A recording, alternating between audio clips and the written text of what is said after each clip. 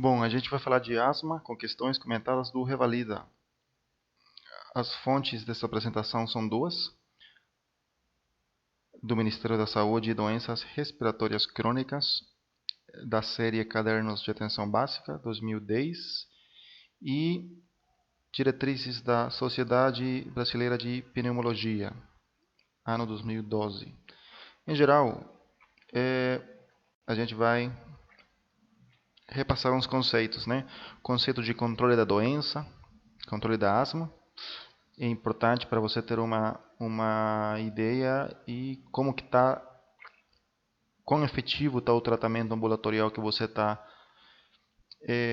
fazendo uso nesse paciente. O tratamento ambulatorial, em que medicações consiste, as diferentes etapas, falando das exacerbações, que também tem sua classificação, com relação à gravidade, o tratamento e como você vai dar alta a um paciente que teve uma exacerbação, com que medicações. Vamos começar então falando um pouco dos níveis de controle da asma.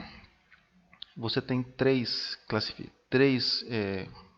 grupos então. Paciente que tem asma controlada, paciente que tem asma parcialmente controlada e asma não controlada. Então, você tem critérios: sintomas diurnos, limitação das atividades, sintomas noturnos, despertares, uso de medicação de alívio, ou seja, o beta-agonista, o salbutamol ou fenobarbital, função pulmonar e exacerbações. Quando você tem um asma controlada, você tem muito poucos sintomas diurnos, menos do que 2 por semana, ou nenhum sintoma diurno, nenhuma limitação, nenhum despertar noturno, muito pouco uso do beta-2 inalatório, função pulmonar normal e não tem nenhuma exacerbação, ou seja, a situação ideal, asma controlada.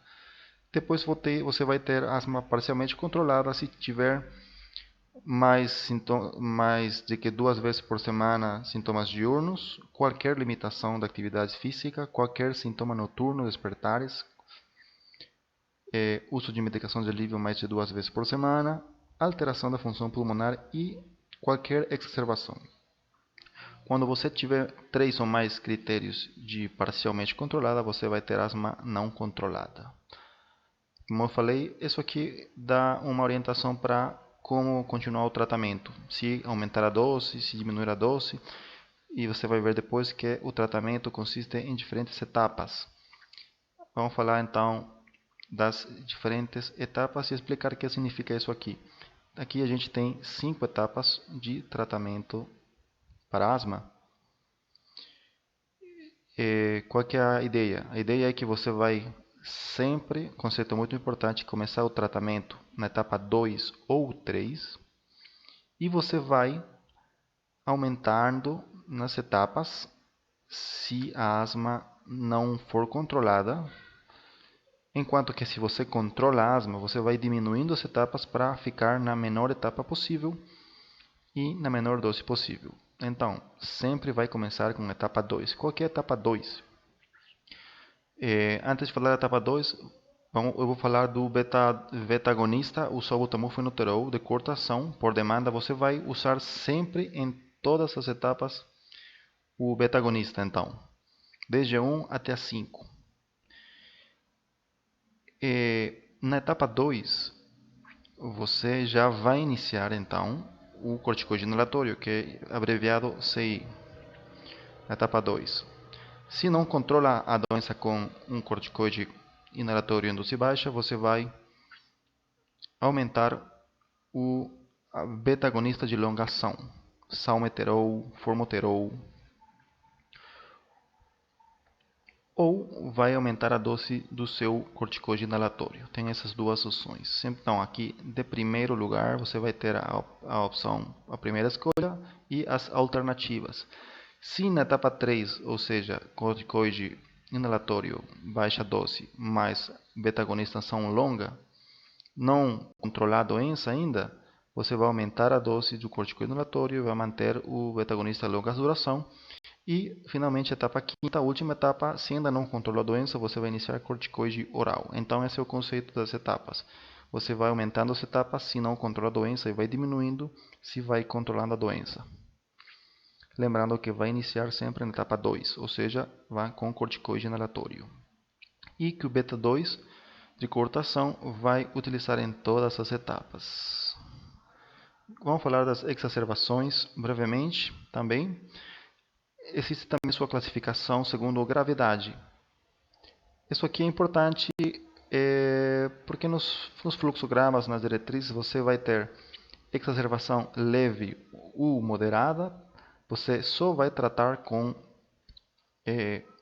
o beta 2 de ação curta, salbutamol, fenoterol, podendo utilizar o atrovente, o bromuro do ipratrópio.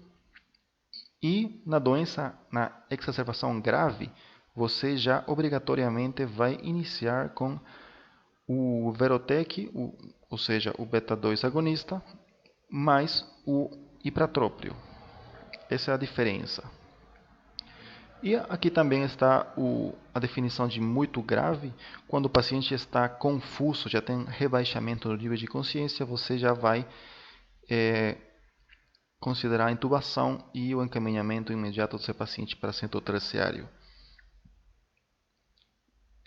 Qual que é a diferença? Então, os critérios são o nível da disneia, da fala, estado mental, musculatura acessória.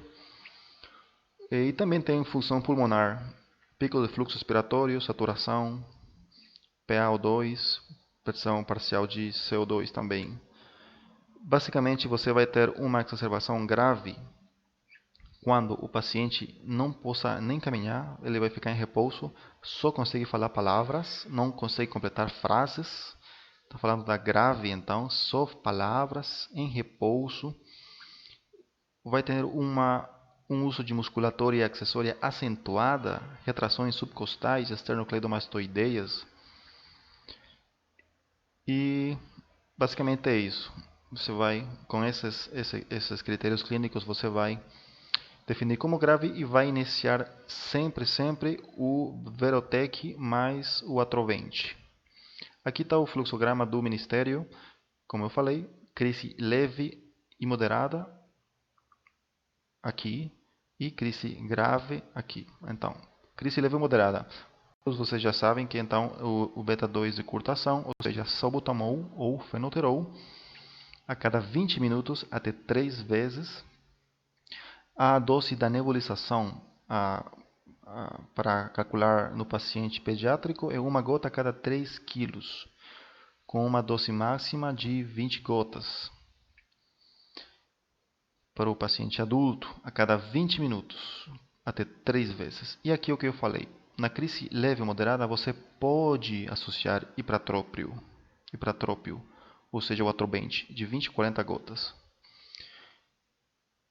Já no paciente com crise grave, aquele que está em repouso, não consegue caminhar, que só consegue falar palavras, que tem um acentuado uso de musculatura acessória, você vai usar desde o início o beta 2 mais ipratrópio, vai considerar intubação, dependendo se houver rebaixamento do nível de consciência, vai iniciar imediatamente corticoide sistêmico e você vai encaminhar esse paciente para centro terciários para atendimento hospitalar. Depois, então você faz um tratamento inicial do paciente com crise moderada a leve, você reavalia em 1 hora e dependendo da resposta você vai dar alta ou vai repetir suas nebulizações ou adicionar alguma outra droga nos casos de refratários. Basicamente isso acontece na crise grave, quando você considera terbutalina e considera adrenalina. Então, esse aqui é o protocolo do Ministério da Saúde. Esse aqui é o protocolo da Sociedade de Pneumologia. O que é interessante aqui? É basicamente o mesmo. Ele fala uma rápida avaliação da gravidade. Você inicia a beta 2 a cada 10 a 30 minutos. E vai oxigênio suplementar se a saturação for menor do que 92 em paciente adulto. Esse é fluxograma de paciente adulto. Também você vai reavaliar o seu paciente e, se tem uma boa resposta, você vai dar alta. E aqui é um aspecto interessante também. Quando você dá alta ao paciente que melhorou, que teve uma exacerbação, você vai fazer o seguinte: vai prescrever um beta-2 agonista, ou seja, salbutamol por via inalatória, 2 a 5 jatos a cada 4 horas por 2 dias. Também você vai prescrever prednisona, 1 mg por quilo, 40 a 60 mg via oral, por 3 a 7 dias. Isso é muito importante. Essa prescrição vai diminuir a recorrência das exacerbações. E a mesma coisa, se tiver melhora parcial, vai repetir. Se tiver piora, você vai para cuidados intensivos. Aqui esse quadro fala das doses. Então, se estiver usando inalador dosimetrado, são 5 jatos de salbutamol, e de ipratrópio são 3 jatos. A nebulização, que é o mais comum, você vai diluir entre 5 ml de soro fisiológico, 6 litros por minuto de oxigênio. Vai utilizar para paciente adulto, essa é a dose padrão, 10 gotas, 2,5 mg, de salbutamol fenoterol, e ipratrópio, 20 gotas. Lembrando que pacientes graves, você pode dobrar a dose, ou seja, 20 de salbutamol e 40 de atrobente. Isso aqui é o mesmo.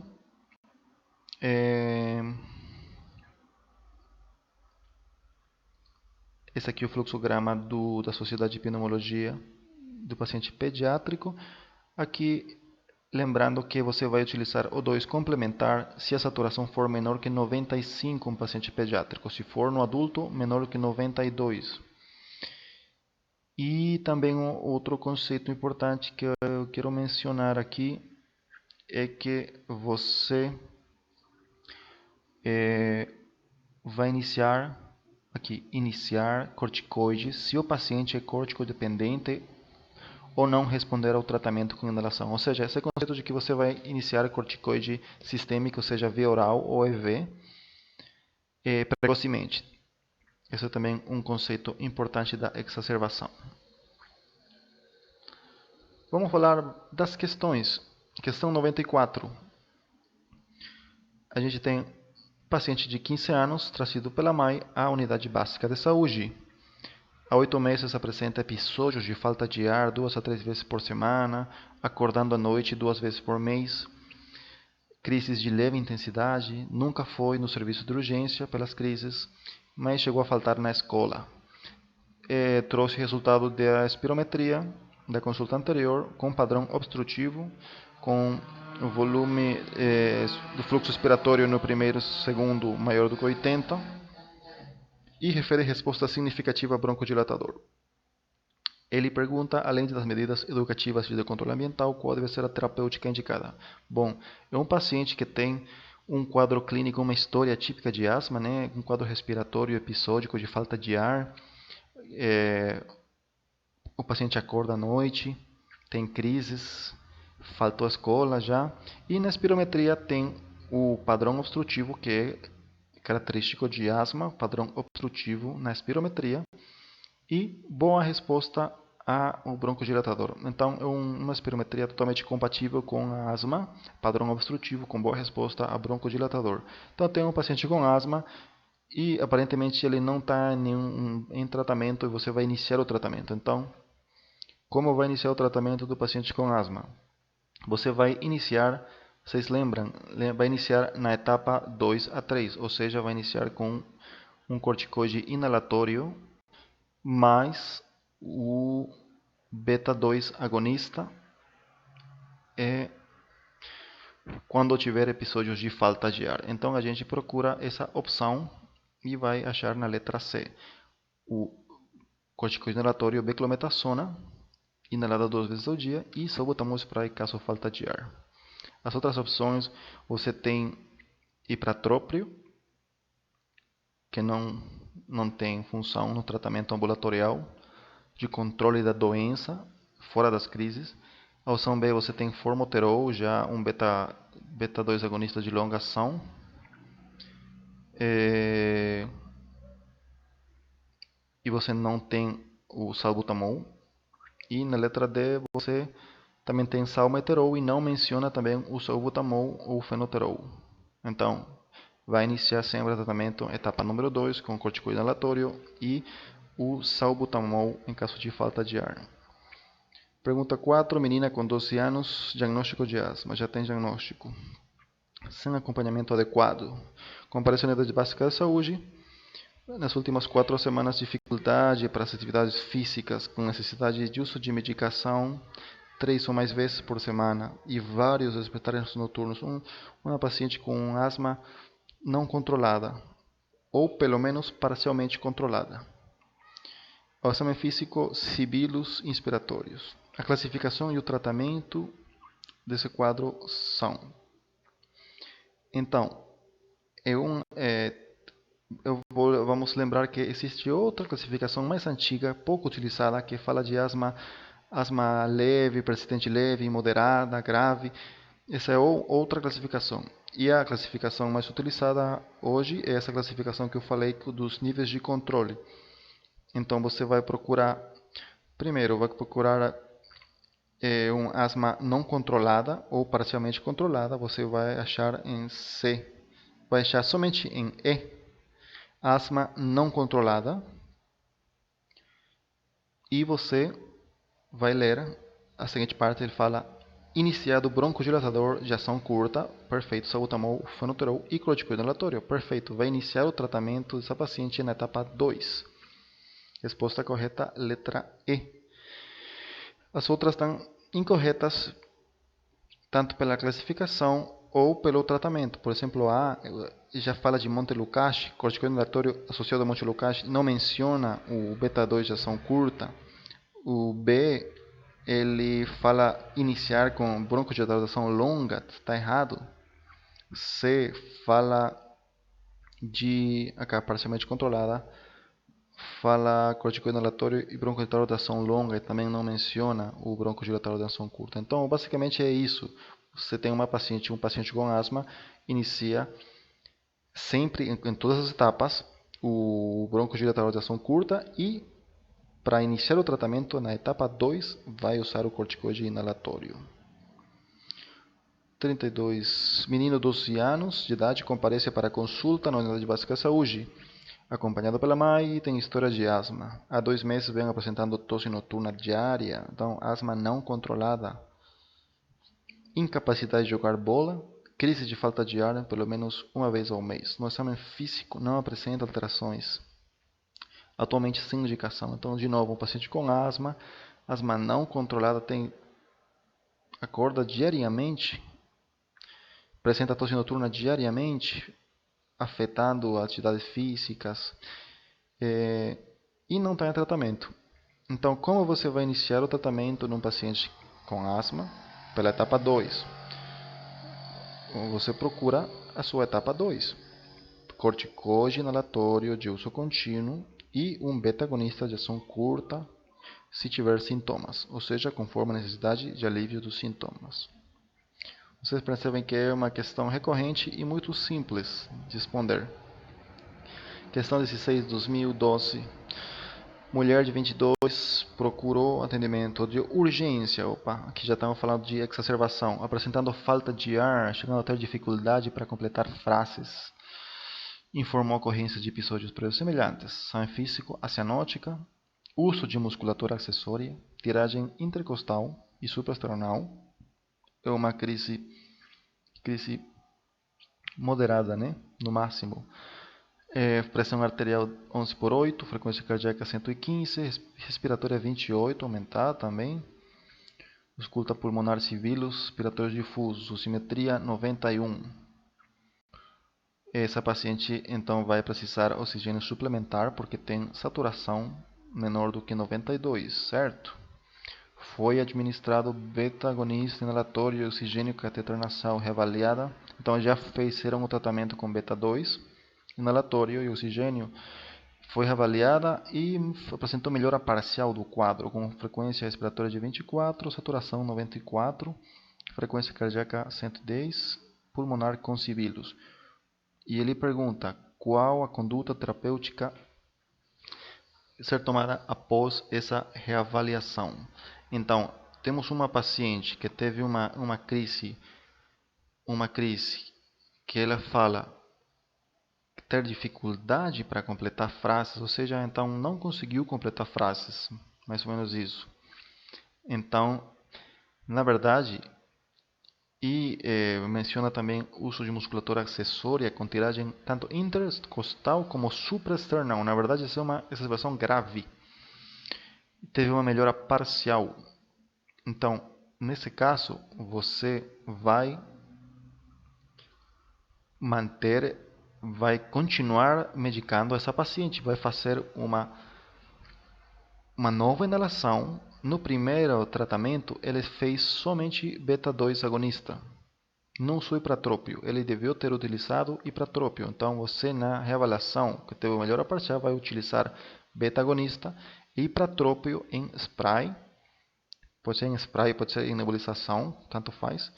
E você vai já iniciar, lembra aquele conceito de iniciar o corticoide sistêmico precocemente, prednisolona oral, e vai manter esse oxigênio. As outras opções não estão corretas. Por quê? Porque eles não introduzem o ipratrópio, que é necessário no caso de exacerbação grave. Ele deveria ter sido iniciado na primeira inalação dessa paciente. A letra B já fala em aminofilina venosa. Essa é uma droga praticamente não utilizada, somente nos casos graves refratários. Letra C fala suspensão do oxigênio, continuar com beta-2, não menciona o ipratrópio. A letra D, ele fala a beta-agonista ipratrópio e novamente a aminofilina, que é uma droga, como eu falei, de utilização só em casos graves e refratários. Se considera a sua utilização não utilizada de rotina. Então a resposta correta é a letra E. Questão 34, estudante de 15 anos, chega à emergência também, informado ser portador de asma desde a infância. Relata que manteve controle nos últimos meses e apresenta piora há 2 dias, quando passou a apresentar disneia e tosse, expectoração mucosa e chiado no peito. O exame físico tórax pectus carinatum, discreta tiragem intercostal. Aumento da frequência respiratória 32, né? Frequência cardíaca 100. Escuta pulmonar civilo difuso. Na sala de emergência, diante do paciente com crise asmática, além do quadro clínico, consideram-se como procedimentos objetivos importantes para avaliação da gravidade, a realização, quando possível, disso. É uma questão muito, na verdade, ela é só decoreba, né? Você tem que lembrar que na avaliação, lembra aquela classificação de gravidade? Você tem também alguns critérios que são objetivos, não somente aqueles critérios clínicos, que são a medida do pico de fluxo respiratório e saturação de oxigênio, tanto seja na oximetria de pulso como na gasometria. Essa questão.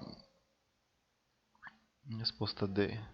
E a última questão, questão 21 de 2010, universitário de 25 anos de idade, foi atendido no pronto-socorro, queixando de tosse frequente de disneia que se prolongava por 2 dias, relatou ter asma. Exame físico bom estado geral, leve dispneia, frequência cardíaca e pulso de 100, frequência respiratória com 32 inclusões por minuto. Exame de tórax mostrou leve tiragem intercostal nas bases, escuta pulmonar, sibilos difusos e murmúrio vesicular normal. Nessa situação, a conduta mais adequada a ser tomada na primeira hora no pronto-socorro consiste em administrar. Muito bom. Então, temos um paciente com crise e uma crise leve.